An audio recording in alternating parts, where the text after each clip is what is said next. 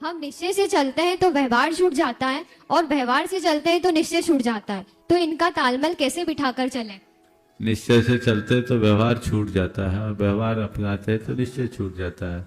आपने कहा इस समय हम इनका तालमेल कैसे बनाएं? ये तो स्वाभाविक है, एक को पकड़ोगे तो दूसरा छूटेगा, लेकिन इसका तालमेल बनाना है तो मथानी की तरह रखो। एक रस्सी खींचते तो दूसरे को ढील छोड़ना पड़ता है, दूसरे को ढील छोड़ना है तो पहला पहला खींचना पड़ता है। ये तो स्वाभाविक है। तो आपस में तालमेल बना करके चलने में कोई दिक्कत नहीं है। एक दूसरे को गौण करना अलग बात है और एक दूसरे को नकार देना अलग बात है।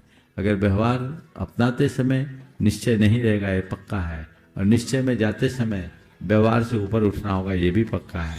लेकिन इसका तालमेल इसी में बन सकता है कि निश्चय को अपना साध्य बनाते हुए जब तक वहां ना पहुंचो, व्यवहार को अपना।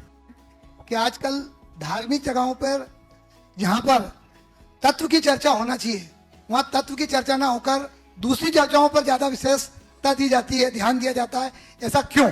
कहाँ? धार्मिक कथाओं में? धार्मिक जगहों पर। देखिए, बहुत मैंने हैरान करने वाली बात है। धर्म क्षेत्र में धर्म की चर्चा ना होकर दुनियादारी की चर्चा होगी, तो ये बात तो कभी भी हजम होने लायक नहीं।